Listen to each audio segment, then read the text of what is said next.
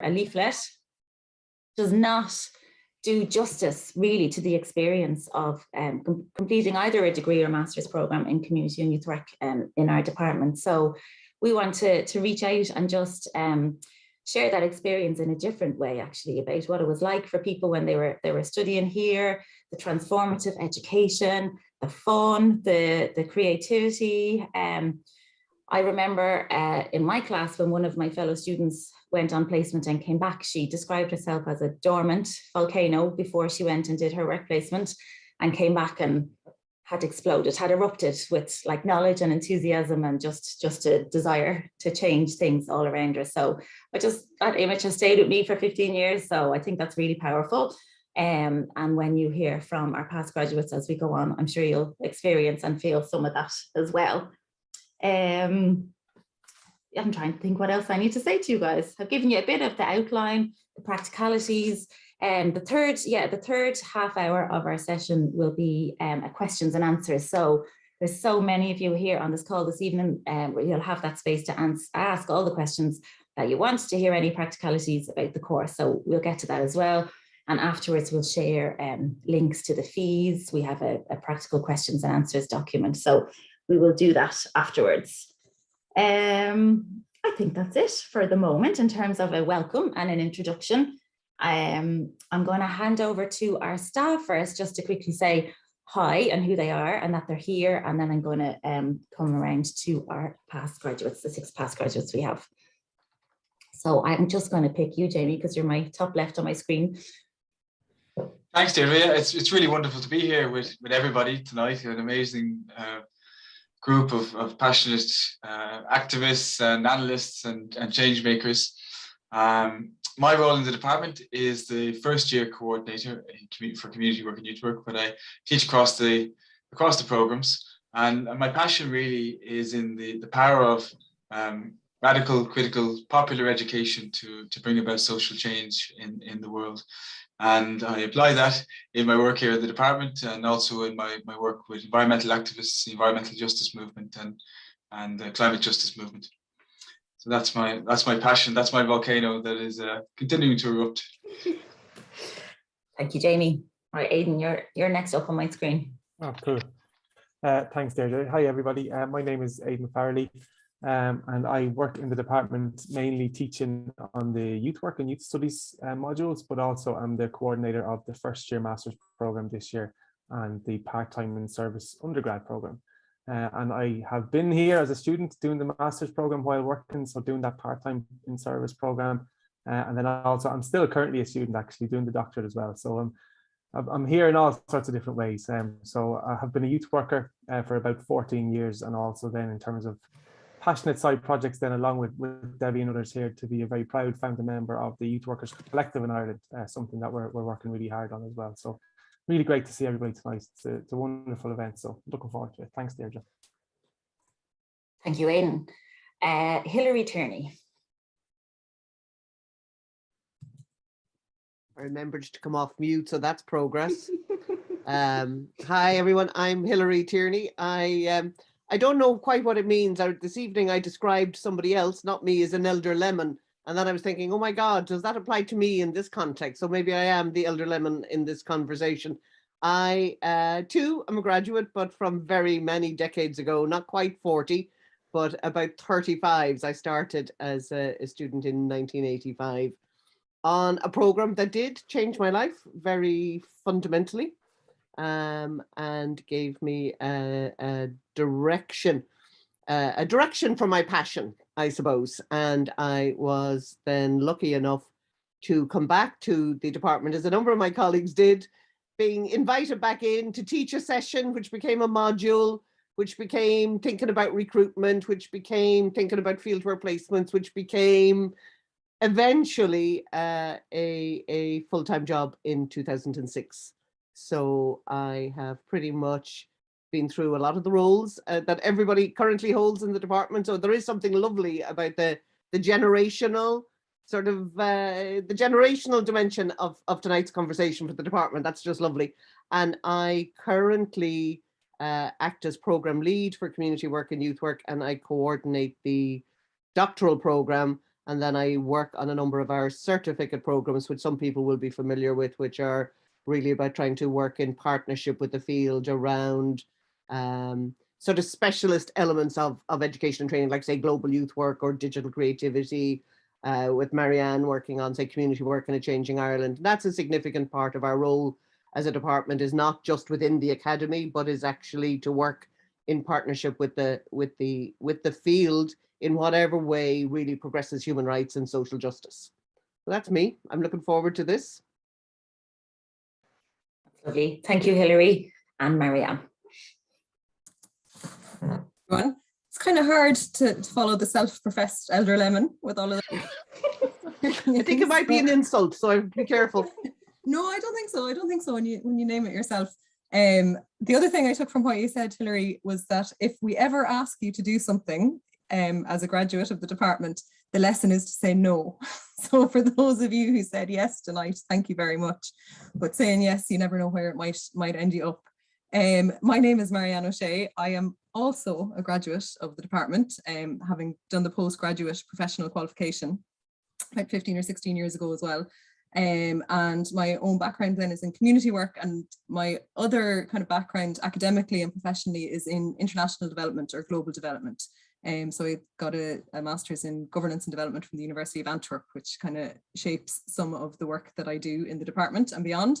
And I teach mostly the equality and human rights dimensions across the different professional programs, from undergraduate to postgraduate to further studies, and the bits before that as well. So I think Hilary really well mentioned those certificate programs that we have. So we're very much interested in the department about creating pathways into professional community and youth work. And this master's program is just one of those pathways. So Aidan also mentioned that idea of the part-time in-service. We've got full-time, part-time options. There are different ways and pathways for people to have their volcanoes explode, to continue with that metaphor, which mightn't be the best one, but it's lovely to see some new faces. Looking forward to meeting some new people tonight and hearing about your passions and your interests, and hopefully we can align some of what we do here with some of those passions and interests to make a change in the world, because I think that's what we're all trying to do.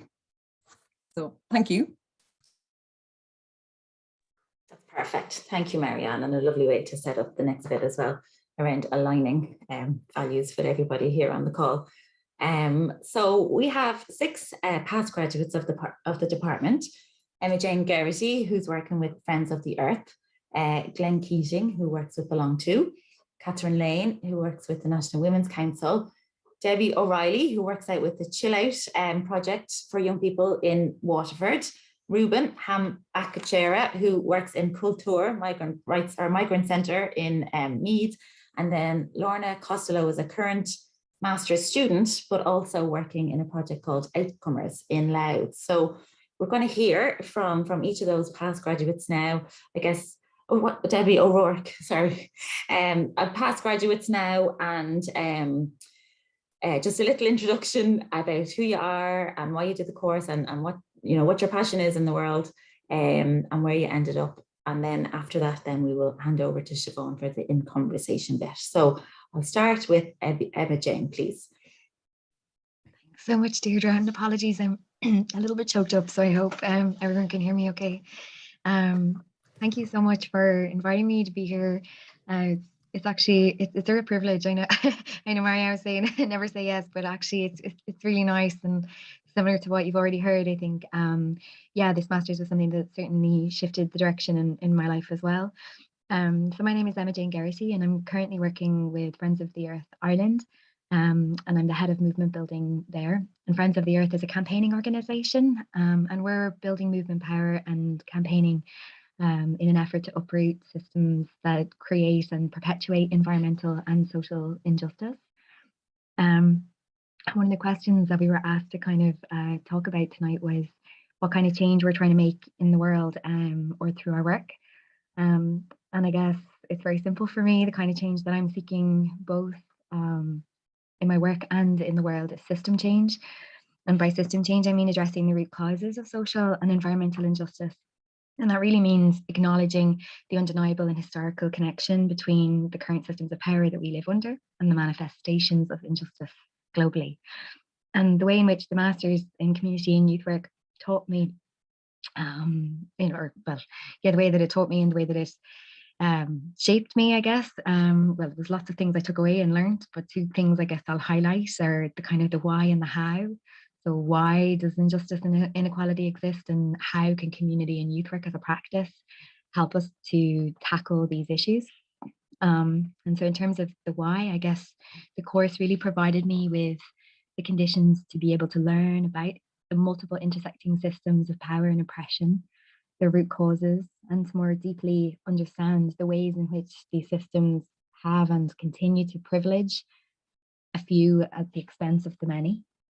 And then in terms of the how, the Masters really showed me the importance of rooting my practice in an ongoing process of action and reflection, as well as a lifelong commitment to educating myself through learning and unlearning, engaging, listening, and most importantly, centering those who are most impacted by the issues that I'm working on, and in creating the necessary conditions to take collective action for the transformative social change that we want to be able to see for both people and the planet.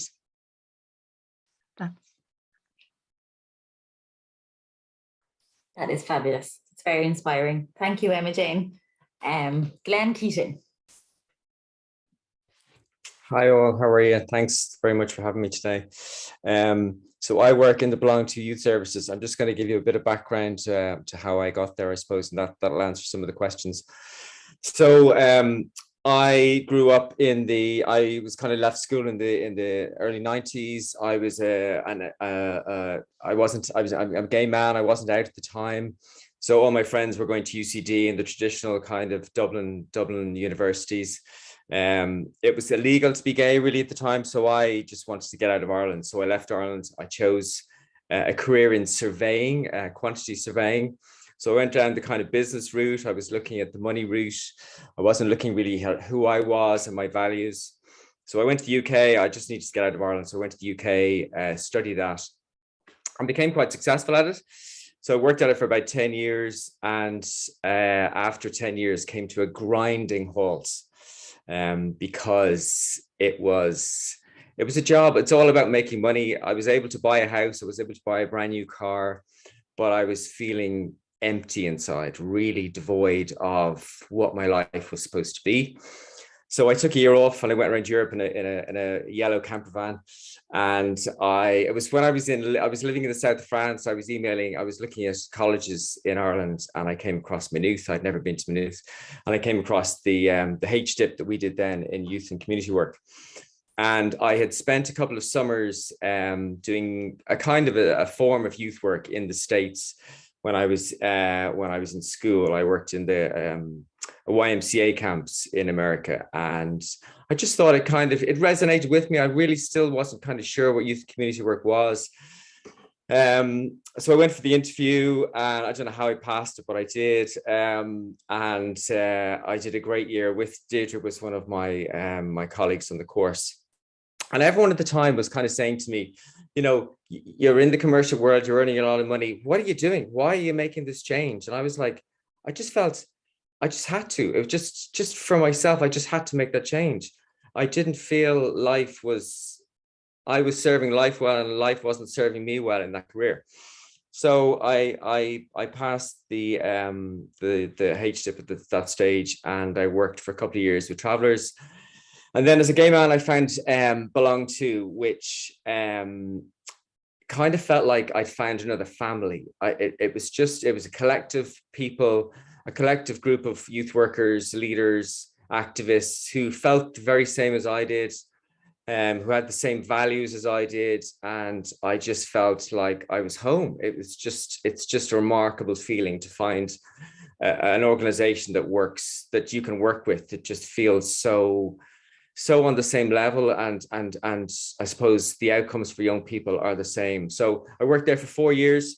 I worked as a youth worker and a project leader, and then as a national network manager, opening up services around the country. And then I left in 2012, and again that was like a death to me. It was funny. I was reflecting on moments of my life,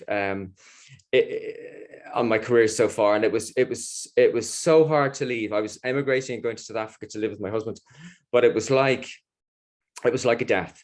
So I came back, we came back, we adopted our son and we came back to Ireland in 2015, and I rejoined Belong To because I suppose the connection, what they do and my values was so strong. So I've been kind of there ever since. And as you'll see, and as you can maybe hear, that the Masters changed my life completely. I feel like from where I was, I feel like work is not work anymore. It's an absolute pleasure to go to work every day. And that's the change that I've kind of seen in my life.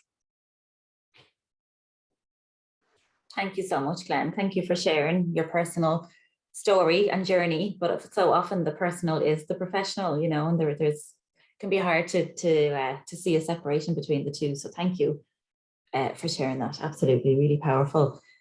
Catherine Lane, please. Thanks, Deirdre. Thanks, everyone. Lovely to be here with you all this evening, even online. I'm Catherine Lane. I'm working with the National Women's Council. We're a membership organisation and a national all-island organisation around since about 1973. I'm a policy officer there. So luckily with this role, when it came up, I'm there nearly 5 years now. I was able to kind of marry kind of a lot of interest that I had around working with women and, you know, working for human rights for women.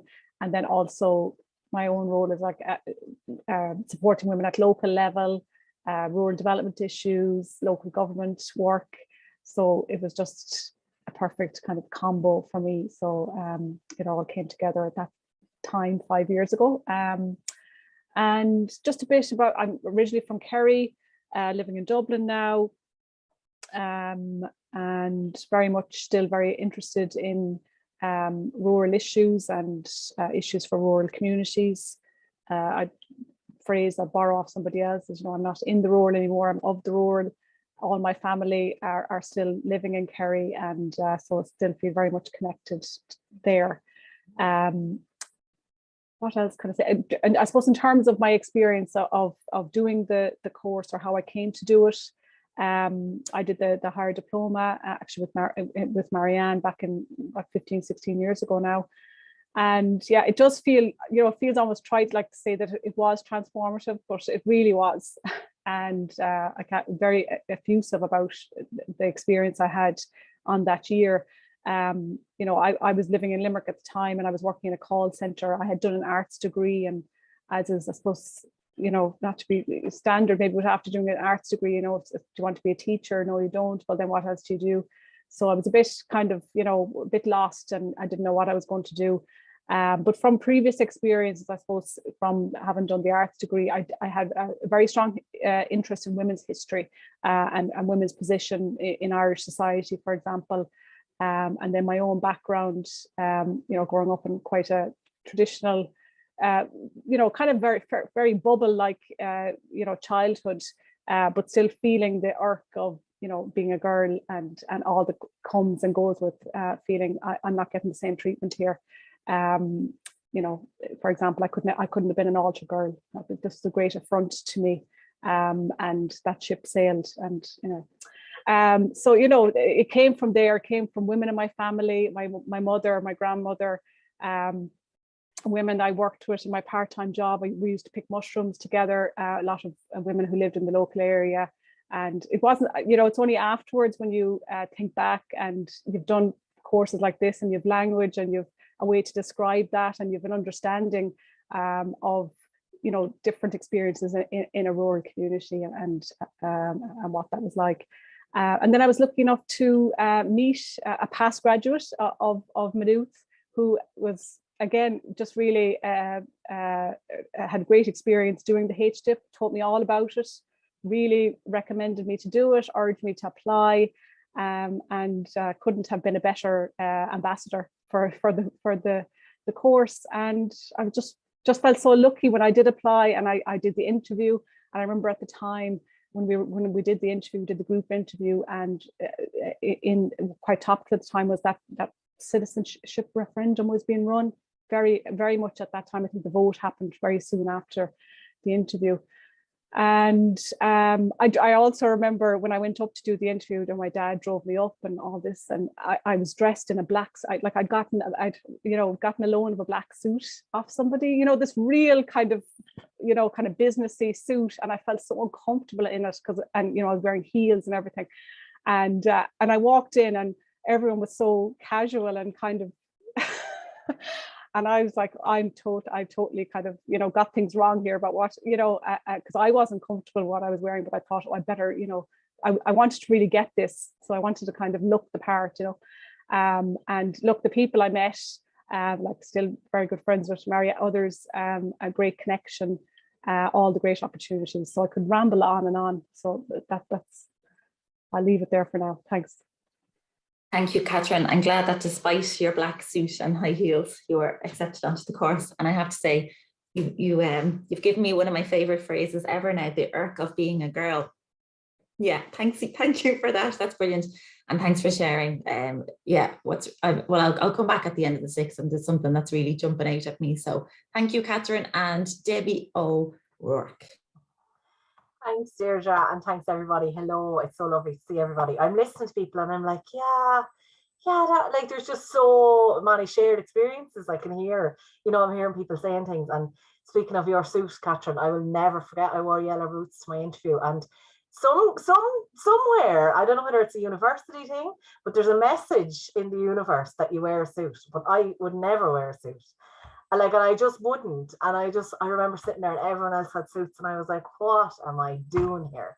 Like, what am I actually doing? And Hillary interviewed me, and I just remember I had yellow boots and I had flowery trousers on, and I was like, I am mortified. I can't believe I'm sitting here and I'm going to be talking to this person about all of these things. But sure, I could not have fitted in more. Like, absolutely could not have fitted in more. And not like a volcano. I suppose I felt like I came home when I started studying in Maynooth. And when I did the masters, I graduated in 2012. So sorry, I'm Debbie O'Rourke and I am from rural Kildare. If you head away from Maynooth towards the bog is where you'll find me, about 40 minutes towards the bog. So I very much felt at home when I was in Maynooth, but on the bog side, not the other side. And like that, I grew up in a very small rural place, where I always felt very hard done by, actually, is where all of this starts. I always felt hard done by. And I used to be going around the place and going into meetings, and people would be like, who is your one? Like, somebody's going to tell her father she shouldn't be in these meetings, And I'd be like, what's going on? And what's this all about? And they'd be like, why? And I'd be like, where's this written down? And tell me more about this. And they'd be like, you just need to get out of here. And somebody then, once I had finished school, I had made a bit of a name for myself because I was going to all these meetings for trying to find out what everything was going on in this tiny community. Sure, there wasn't much going on anyway, but nobody wanted to tell me any of it. But somebody asked me would I get involved with the youth club, because there wasn't a whole lot of anything. There was the schools in GA and there was a very small youth club. And I said, yeah, I will, absolutely, because I felt so hard done by. I didn't want that for any of the other young people who were coming behind me. So that's where I kind of started. I've always been very active in my own community and involved. But like that, like Catherine, slipped into an arts degree, a very good one in Maynooth. I'm very grateful. There was a critical theory module in English in Maynooth, and that certainly was the start of me kind of looking at what all the different things in the world meant. And then when I came and did the masters with the Department of Applied Social Studies, I was like, oh, here are my people. These are my people. I'm not the only one.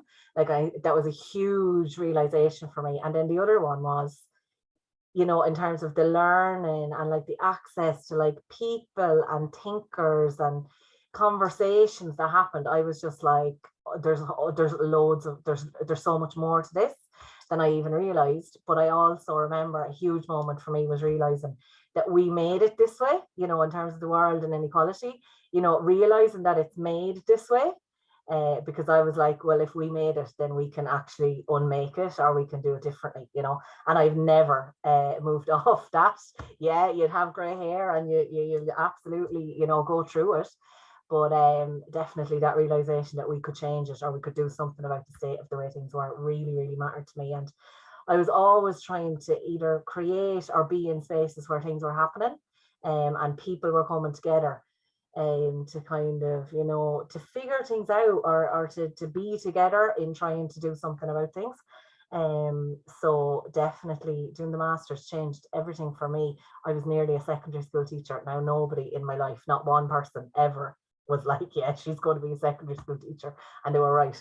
But when you grow up in a rural area where there is no access to youth work, where there is no community work, where you don't hear these things, you know, the idea or the pathways to work with young people, or creating spaces for young people to be together and do anything about their life, school is kind of the place.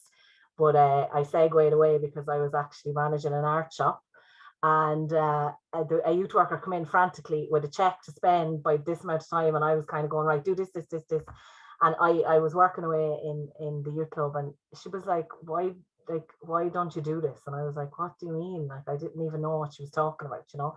And she was the first person to put the seed in my head anyway about the masters, and I was like, I'll look into that, and I put it off for a year. So just don't put it off, because once I got there, I was like, oh, finally, this is it, you know. And like, look, it's not like you do the masters and then you're away in a hack and everything's sorted. It's not. It's really the start of everything else. But it gives you, it certainly gave me the thinking, or the kind of, you know, it's not even confidence, more than confidence. It's like the encouragement, and it's like, there's loads of us, we can do this together, you know what I mean? And then also, like, just the work that we did with other people, like the opportunities. Deirdre, you say never say, was it Marianne, don't ever say yes. I was a big yes person, because I was like, look, yeah, I will work on the conference, because now I can organize events, you know. Yeah, I will get involved in doing this or doing that, you know. And I was really lucky when I finished the masters. I worked with the department for a few years, and have been like closely working kind of over the years since I've left. But here I've landed anyway down in the sunny southeast in Waterford. I'm working with the youth service here, and I work in the city, in an inner city, a youth project in an inner city. So like, talk about being an alien, but look, I think it's good for all of us to be an alien somewhere at some stage in our life. Be alien. Do you mind it? Do you mind if I pull it back? Is that all right? No, but that's where I am now anyway. I should time and yeah. But I have to say, Siobhan put in the chat there that it should be on the flyer for every course. Do you feel hard done by? Come to Meath and you'll be grand. And I'm wondering, is Jamie tweeting the same things that I'm writing down? The world is made this way, and we can unmake it. That's really powerful. So thank you for sharing that. Brilliant. Yeah, just brilliant to hear from you. And Ruben, I'm going to hand over to you now, please. Hi, everyone. I don't know how to follow this now. I think these guys have set the bar too high, and I've been listening to them, and I'm also lost in my own story, and also discovering myself in their stories, because I can relate to some of the things that they've shared and the connections that they made. So my name is Ruben Hambakachere. I'm a community and youth work practitioner that I work with Cultural Migrant Center. We are in Navan County, Meath. We work with migrants and ethnic minority that are living in the Meath area and the surrounding areas to promote the self-determination of migrants.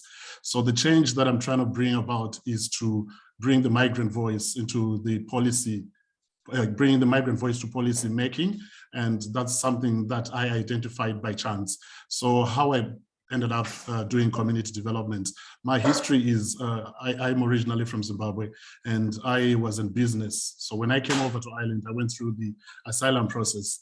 And while I was there, one day I found myself on a bus going to Navan, because we just used to like going out of the center. So there was a bus that was taking people to a course, and I didn't even know what the course was. So I just started talking to someone, and I was like, just come along and just see what happens. So it was a way of just letting out some steam and getting onto the bus and take a ride to Navan. And I found myself in a class and they were talking about understanding community development. So this was my first time coming across those phrases, those words. What is community development? I was like, anyway, I'm going to stick around. So they started talking about values and beliefs and all. Like, I know that, I can relate to that. So I said, well, I think I'm going to stick around, because they said it's going to be every Saturday. And so it was a chance for me to get out of the hostel every Saturday and spend some time in Navan. And then I discovered, and I think on the third weekend, the class was delivered by a former graduate also of my Louth, Sinead Smith.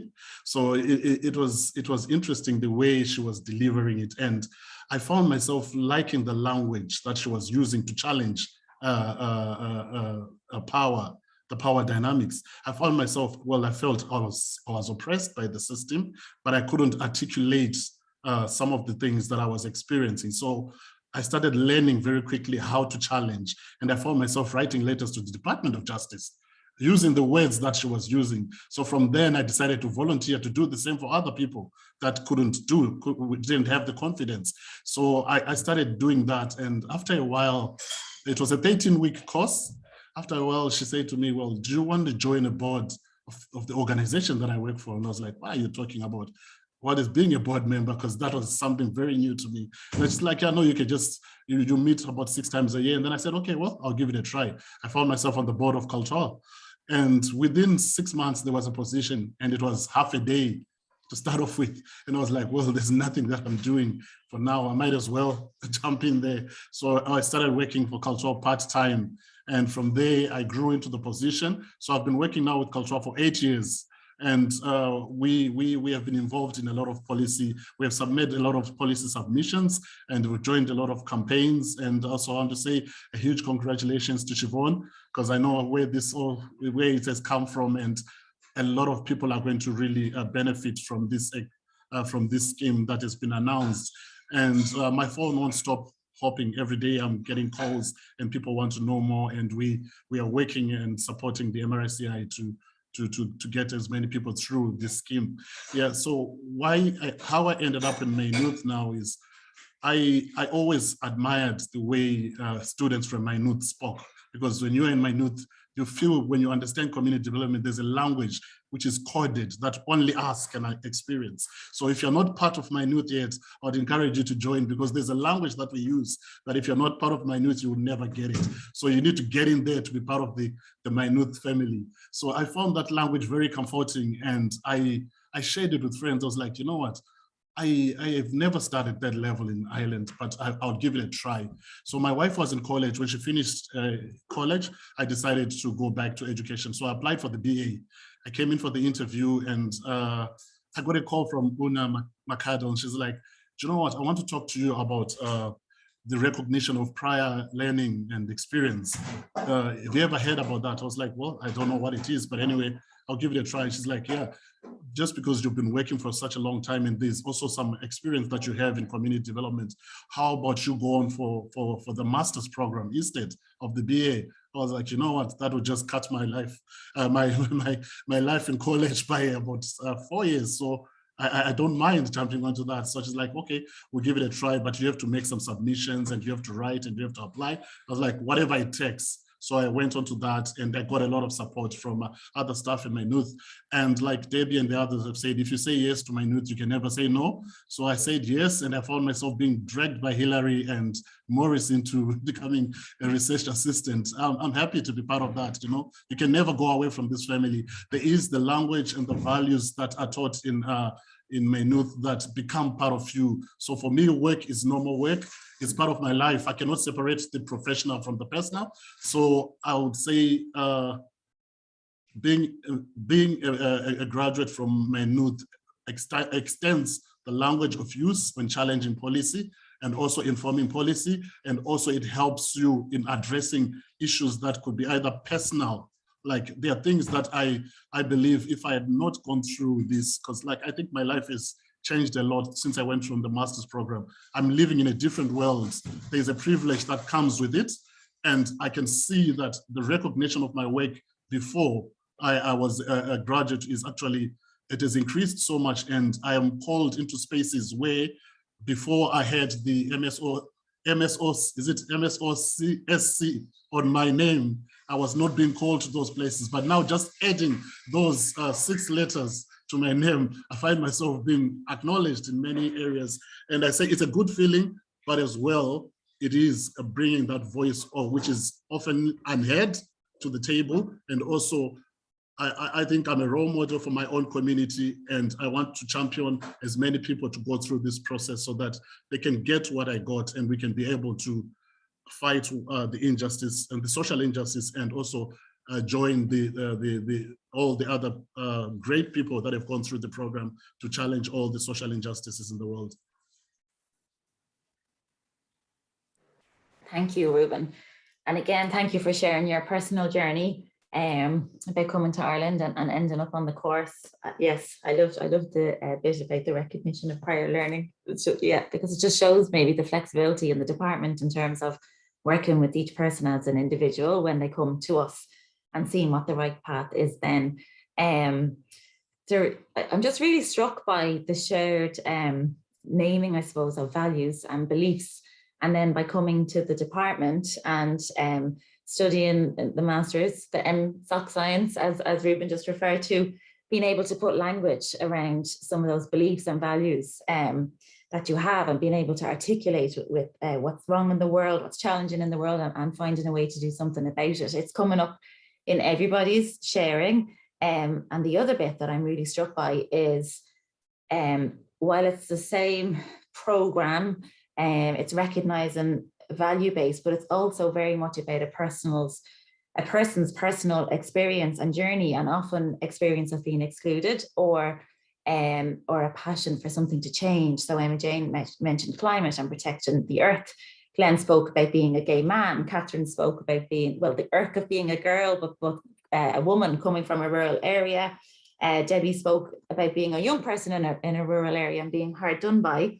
And Ruben spoke about being a migrant and bringing a migrant voice into policymaking and using the course and ending up in very specific roles that really match the passions and the value base. Is quite outstanding, like as I'm here and listen to this. So thank you all for sharing.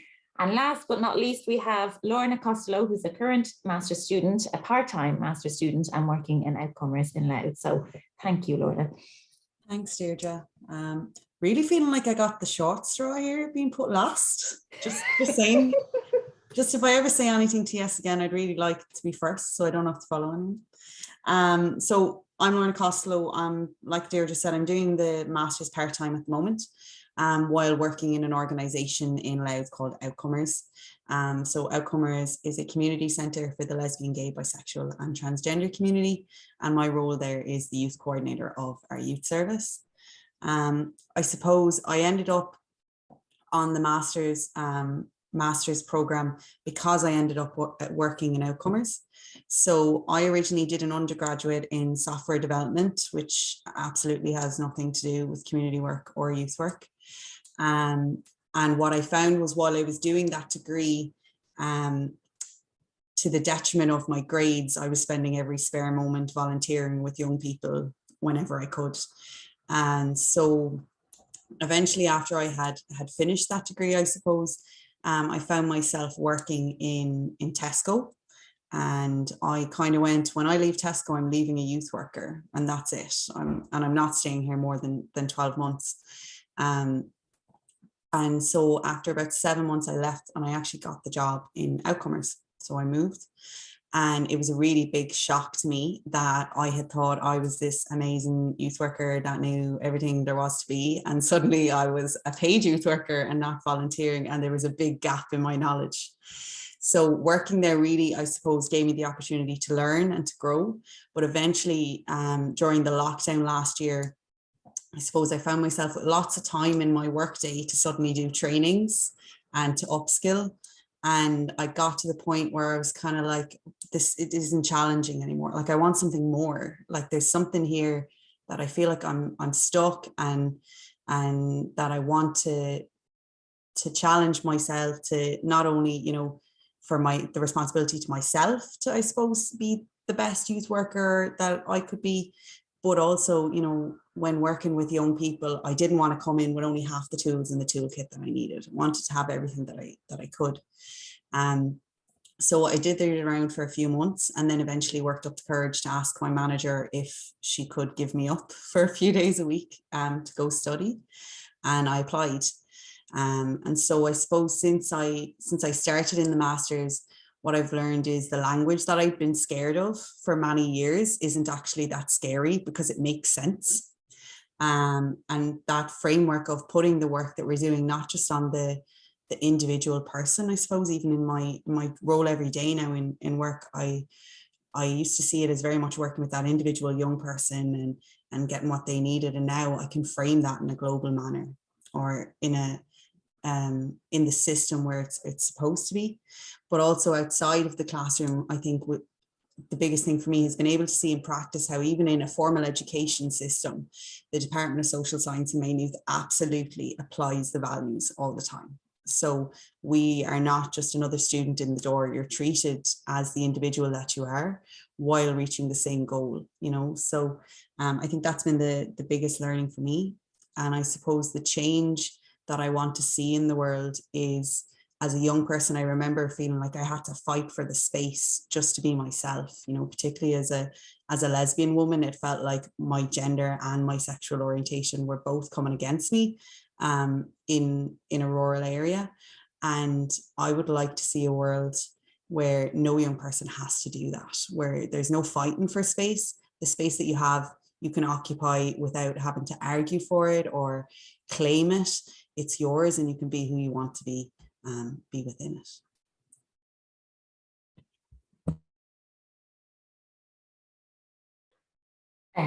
Thank you, Lorna. That's fantastic. And it's really useful and important and current to hear from a current student as well who's on the programme right now. And you might feel like you got the short straw, but I don't think for us listening to you that you felt like a short straw person at all. So thank you.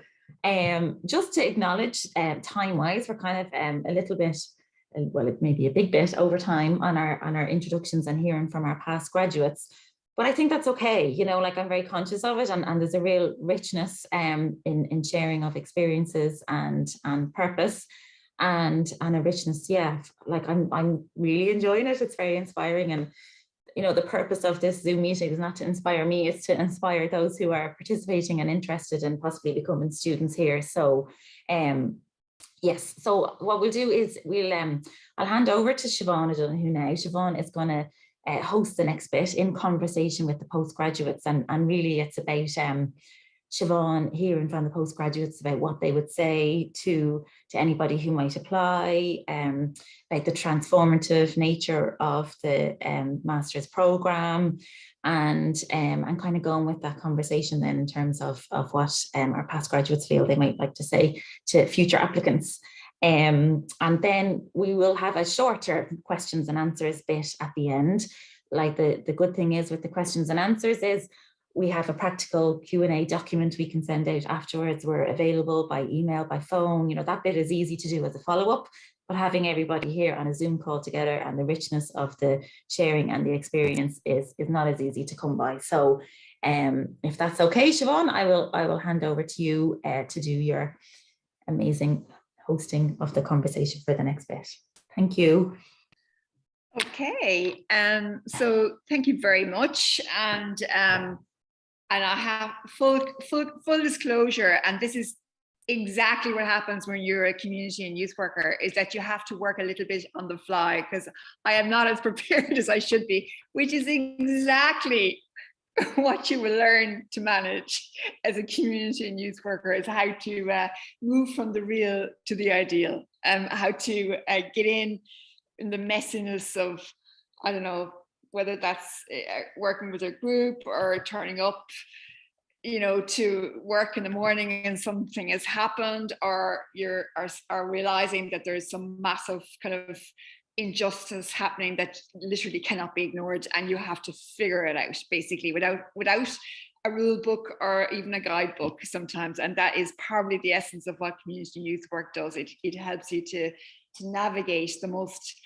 difficult kind of situations and stay whole in the process and recognize the beauty around you. So I just in terms, maybe actually, Deirdre, would you just say a little bit more about how you want me to host this, just because I think I missed a step in the process. Yeah, I suppose we have these 6 past graduates here with a variety of experience and backgrounds, and they've introduced themselves. They've kind of said a bit about their sorry, I'm just looking at Hillary's message there. Actually, that's a great idea. Please add your questions. So if anybody wants to ask anybody a question, absolutely, that can be part of this. And it's just to get a bit of a conversation going when we have these like very passionate and inspiring youth and community workers here to get their sense about what they would say to potential applicants for the Masters in Community Work and Youth Work. Yeah, I mean, yes, thank you. Yeah, I mean, my 14-year-old sister was listening to me earlier on, and she was saying, Mom, why did you apply for the course? All right. And I think people have already given us a good sense of that. But I'd love if there's something, having listened to the 6 of you speaking, would any of you like to go back and say, maybe in 1 or 2 sentences, like fundamentally, what was it you were looking for when you were applying? Having listened to all of each other, what would you say now? So Jayne, I'm going to ask you first. Put in the spot for the first one twice in one night. Whoa. So for me, well, I was studying fine art. So I was sitting in a studio, painting and sculpting. And I spent 5 years essentially studying and trying to find ways to use discursive methods and call it art, only to find myself in community and youth work trying to resist discursive methods and use art as a tool for change, which was really interesting. I think I think what the point is that I found myself, no matter where I was resisting something. So I think for me, I had been particularly interested through art and in community-based contexts, but I became less interested in art for art's sake and more interested in the process of empowerment, of working with a group. And I was lucky enough to work with a women's literacy group in Ballybock, and I was just moved by the transformation that took place through the development of a walking tour that was a performance which addressed a lot of the stereotypes and social disadvantage of their community, and the pieces that they wrote to themselves, where 2 years previously they were completely unable to do that, and they wrote about imagined realities, and they talked about personal histories, and they wrote that and stood up and performed live in front of a group of about 50 people, including the director of the Dublin Fringe Festival, and I was really moved because I think I saw the power of that process, and I didn't have that language to articulate what it was that I was witnessing, but I knew I needed to chase it. And I had a conversation with actually a friend of my dad, who actually at the time was working with CDYSB, and told me about the course. And a friend of mine had just done it the year before, who's now actually working in NYCI. So it was kind of, it resonated, it clicked with me, and I thought, similar to what Debbie said, I took a year, I waited, and I thought, oh, I'll apply next year. I'll think about it, take a year and see if it's still of interest. And applied the following year and have never looked back. It was the undoing of me, I think, as a person. I think I'm a really privileged person, grew up quite middle class, and I think, really this course enabled me to deconstruct a lot of the ignorance and privilege and power, that, and the way that it manifests in our lives. And, it undid me. And I think it was so powerful. And in some ways that's a really vulnerable place to be, but I think I am so grateful to the course, and I appreciate everything that contributed to that. And I just seek to create those conditions for others.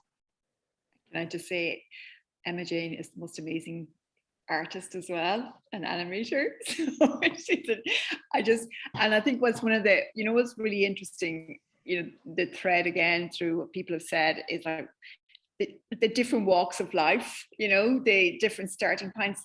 I think sometimes when you like you do a professional qualification and you end up with this, at this place in your people, oh, you have all these skills and this knowledge and everything, and we forget about how you walk the messy path you have to walk to even get to that point. We've quantity surveyors, we have Ruben, I can't remember what you said you were. I can't remember. I know it was, what did you say you were beforehand? Sorry, I didn't get that. What did you say? What did you work in before you ended up doing Sinead's course? No, I was just in the asylum process. I wasn't doing anything. I was just staying at home. But my previous experience back in Zimbabwe, I was a businessman. That's it, yes. Yeah, and then, you know, Debbie, you were working in a shop. Somebody else worked. Lorna, you were in Tesco's. Haven't done an arts degree. I think Catherine, you said you were in a call center, haven't done an arts degree. Like, I had been a nurse, would you believe? I was just going to ask Siobhan, what did you do? I was a nurse. I was a good nurse, but I was a troublemaker. So in Tralee General Hospital, Catherine, I did not go down well. So yeah, so like, and I left nursing because I was like, I cannot cope with this system. I'm sure many of you are on the call tonight who are, you know, thinking about the course. You know, like I had the view that if I was just, and if more people could be nice to other people, then wouldn't that make the world a better place? And then when you end up in a situation, you probably see this in lots of different ways through your own life, you end up kind of coming up against power, you know, and a lot, that's a thread through what people talked about. And you can't, like, it's not about being nice to people, you know, it's not about working harder. It's not about, you know, just kind of like making, like, accommodating things.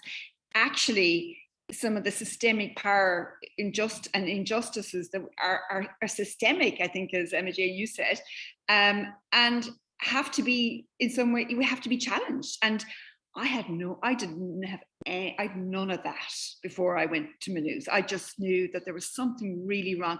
I remember as a nurse seeing the way traveller women were treated in the wards, and, you know, seeing people who were living in poverty. I remember, you know, a young woman who was pregnant being absolutely shunned and shamed in the hospital, and realizing that, God, this is like, there's something fundamentally wrong. This is not about being nice. And as a student nurse, speaking up,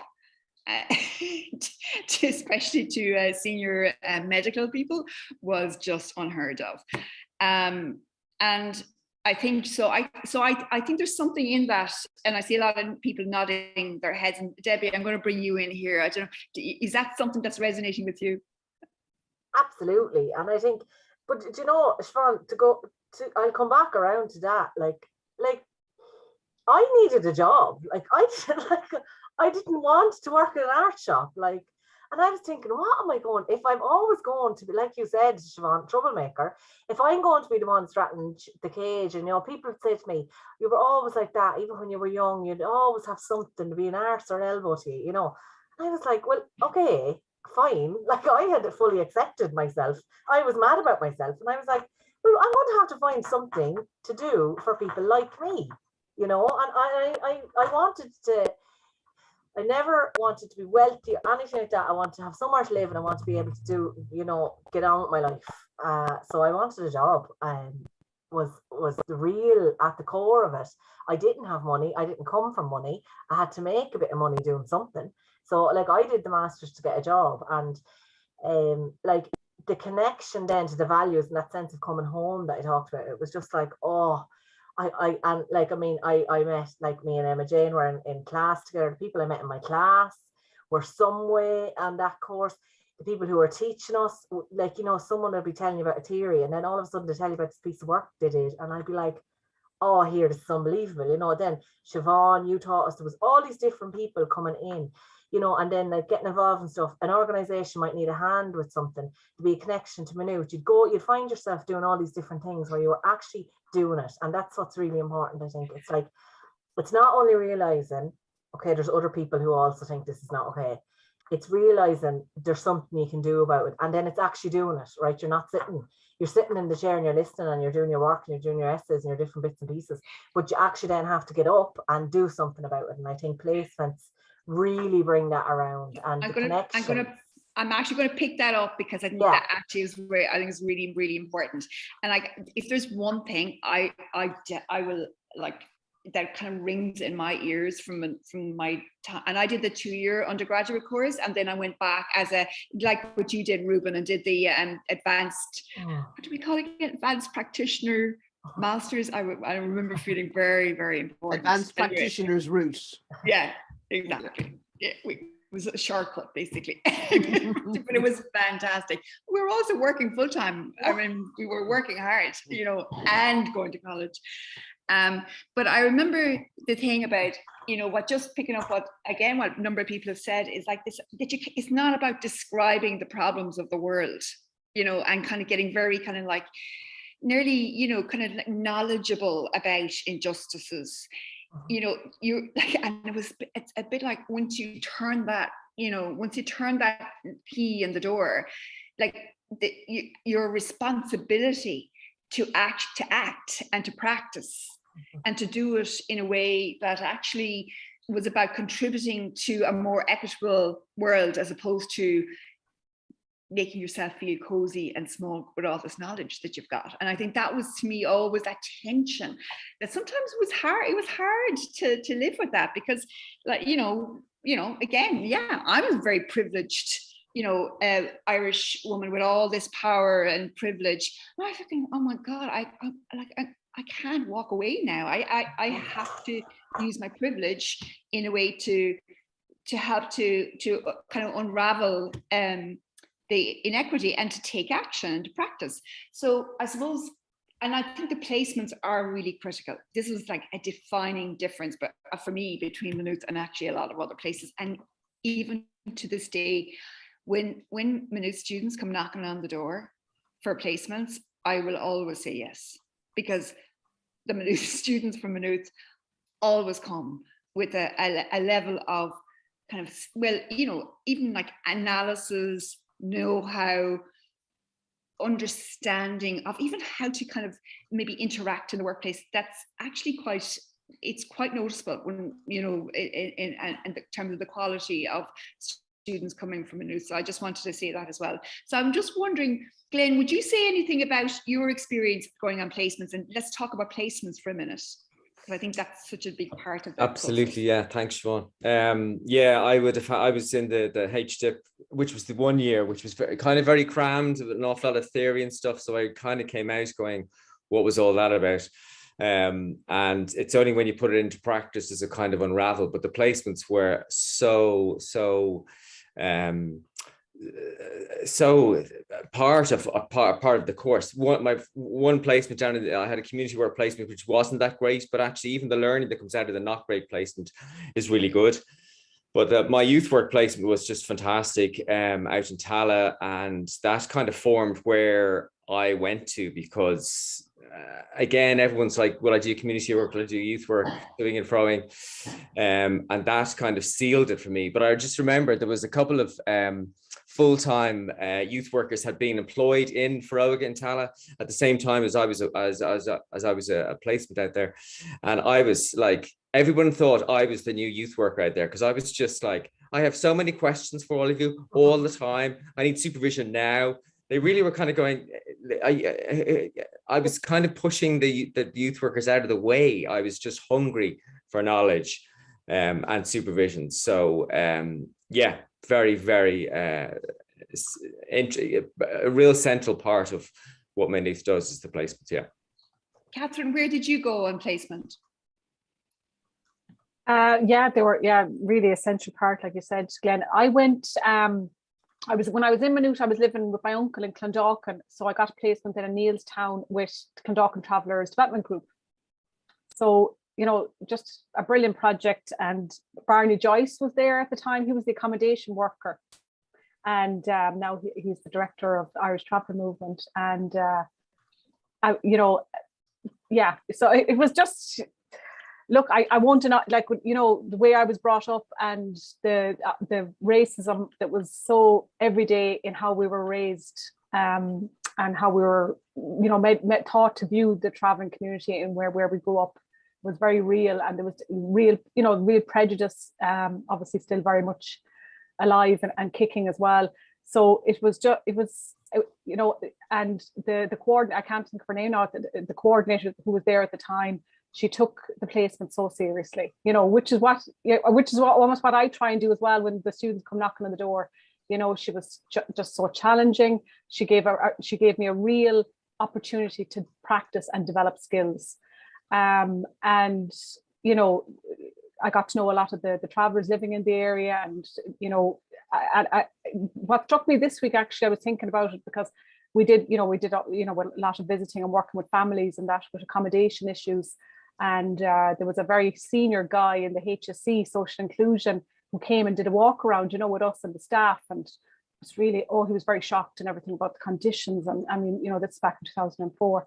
And Joe, he was really going, you know, this was going to be taken very seriously. And I'm trying to be optimistic, but God knows it must drain the traveller families living in these conditions. But, you know, this thing of maybe they just need to understand, or you know, the people who hold the power to make decisions that can improve people's lives and living conditions, that they need to see what's really happening. But they do see it, and they know, and they've been told time and time again. You kind of think, God, you know, because I'm just thinking of that experience as a student, and this guy who seemed to be able to might do something for these families and provide water and basic things, you know, and we're still in that, you know, so that's a bit downbeat there, but just an excellent experience. And then because I had to shift off home then for the summer with no work and that, so I was able to get a placement in Tralee, and working with Tralee CDP, our Community Development Project, with Sharon Brown, who also excellent coordinator, and just a really strong,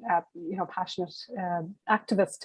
And we were working in what were called rapid estates, you know, the rapid program, and Shannakill, a place like that. And I got to bring a bit of youth work into it as well, which was brilliant. So we did a project with young people in the estate, challenging the local papers, the Kerry's Eye, which is just a great one for reporting on kids getting into trouble and families from certain estates getting into trouble. Like they're full of just court reports. So we did this whole program with the journalists from the Kerry's Eye, and the young people really put it up to me. And yeah, no, it was just two great experiences. Yeah, that's amazing. And Lorna, do you want to quickly say where maybe a placement that stood out for you?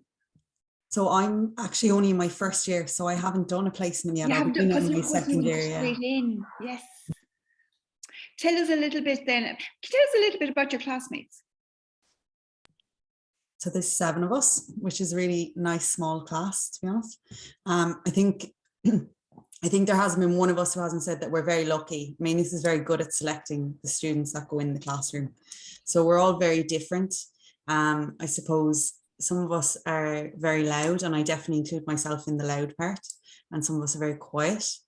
But as a group, it's really great to see how everyone brings their own personal experience of life, be that the privileges that they held or the privileges that they absolutely did not, how they've got to actually applying for the course, and how we interact with each other. I think from the moment we walked in that door, there was a really big sense of we weren't just being shoved as students in a classroom, we were actually forming a group there. And there was a very deliberate decision on the part, I suppose Aidan was our first contact as our class coordinator, to actually help us to bond, so that it isn't just a learning experience through sitting in the lectures, but actually through our interactions with each other and the support, and starting to build that network, I suppose, that I think others have mentioned when they talk about Maynooth family and how you remain connected to people, that actually started on our very first day.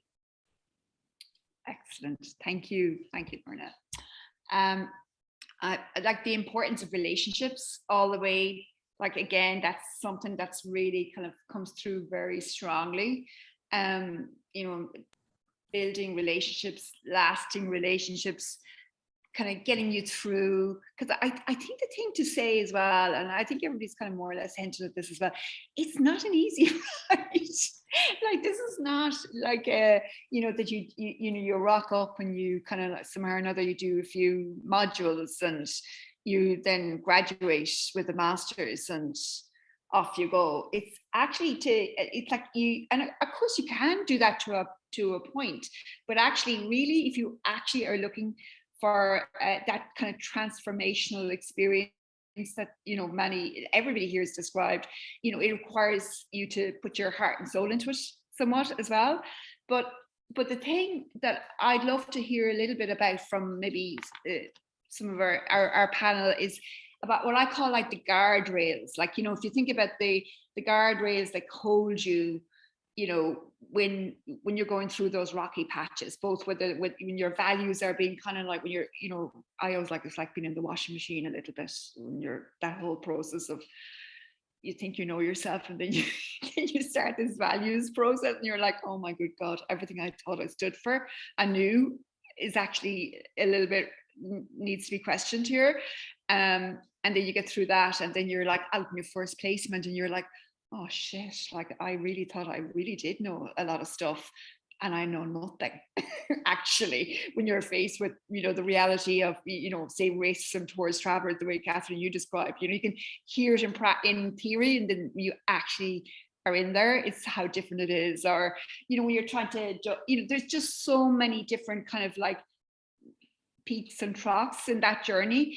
And I'm just wondering, could you people say a little bit about what kind of sustained you? What are your, when I don't know if you know what I mean when I say guardrails, like the things that keep you safe, basically, through and kind of and secure through all that process. Can you, anybody say a little bit? I'm just wondering who could say a little bit about that. Emma Jayne, I'm going to go back to you again. You're my go-to. Well, I think the relationships for sure. I mean, I think the relationships that you forge in the course, I think, are just ones that last. I still have some of my best friends. I think, you know, that trust really was so important. I think it was a constant, you know, and I think it really shows. It's something that, you know, learning to establish and maintain those relationships and that trust is something that I think really stands to you through your practice. You know, it's the same people that I go back to now for peer support. You know, I mean, Friends of the Earth is not a community and development organization or a youth work organization, but we apply the same kind of values and principles to the work, you know, same kind of vision. And I think not all community and youth workers, you know, who train to be community and youth workers end up in community and youth work settings. But I think you can apply those principles and values and methods in a variety of different contexts. And I think that those relationships, that trust is just crucial. Yeah, I think that's the main thing for me. I think that stands out. Thank you, Emma Jayne. Glenn, do you want to say, what are your guardrails? Is that me, Siobhan? Sorry. Yes, Glenn, yes. Yeah, I would agree there. Definitely colleagues. Deirdre Massey was a participant on the course when I was there, and we're great friends. And I suppose coming from a business background, a lot of my friends in that kind of circle would have no idea what I'm talking about half the time. No interest in social justice or equality. They're just living their lives. So I've had to kind of be very selective in terms of who I bring those problems to. So it's friends, it's the Meath group of friends, but it's also in the work environments that you're in. If you're in an organization that kind of values your longevity and your values and your keeping you sane sometimes and safe, they should have processes whereby your colleagues, you know, you'll have supervision or you'll have team meetings in work. So Belong To does that really well. So, but you've got to make those a priority in your work, because otherwise you won't last, you know. The work can really get to you and bring you down. So, you know, you should actively look for those in whatever workplace you're in.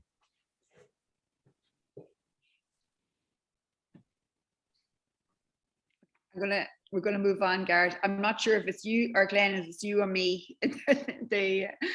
I'm here in West Cork, and the storm, it's still very stormy here. We've been battered all week. And I just was, people were mentioning the justice for the undocumented and the regularization news this week, and I was really thinking about it, and I was like, but that was a community work process from the very beginning. And because I used to work in the Migrant Rights Centre, and just to say that that campaign was led by people who were undocumented, who took massive risks in speaking out. So, you know, the kudos go to leaders in the Justice for the Undocumented campaign. But when I remember when that was starting, you know, a lot of people said, and when I said people, I mean also fellow organizations in the community volunteer sector, said it was not possible. Not possible to achieve. You know, I remember applying for money for a grant, and we got turned down because the people in the foundation said it's not possible to organize undocumented people. They would be too afraid. And I remember I was at FE basically, which is something you do a lot in community work. We learned, of course. But it's like, whose right is it for anybody to say that, to take people's agency away, to like, and these are all the things you learn as in community work. Is like, you know, you learn how to go up against power, but you learn how to break out. You imagine new systems, imagine new ways in which, life can be. You know, you build in hope to the work, you know. And I remember, sitting across from senior officials in the Department of Justice, and we're talking about regularization, and we're saying over our dead bodies. That actually said those exact words. And I remember people were saying, we're prepared to speak up, speak out, if we have the support, and to do it collectively. And that was entire community work process. So when people, and often sometimes when something big happens and there's a like news, you know, it's in the news or whatever, nobody, and this is the thing you learn about as a youth workers and community workers, nobody ever talks about the long road to get there, or there's a big march and everybody's out there cheering, you know, it's just fantastic, everybody turned out and people power, and it was like, nobody ever talks about the work that went into, you know, getting there, the process, the relationship building, the conversations, the confidence building, you know, and that is community work. You know, that is fundamentally youth and community work. And, you know, and it's sometimes quite invisible, but it is the most powerful work that can be done. Because it's not ego driven. It's actually about being change driven. It's about empowerment. And I just wondering, is that something that, you know, I don't know who would like to, and I don't know, we're probably running out of time, but maybe. Oh, I was going to jump in and thank you for saying that and acknowledging the undocumented people who, as you rightly said, were just so brave in taking action and being vulnerable in order to bring about change. Thanks for that. And thank you for hosting that conversation. I think it gave another flavour, I suppose, of the course and what it's like to participate in the course and the importance of placements. You might know this, but as well as the Masters in Social Science and Community Work and Youth Work being an academic qualification, it's also a professional qualification. So it's professionally endorsed by two bodies, NSETS and AIEB, for community work and youth work.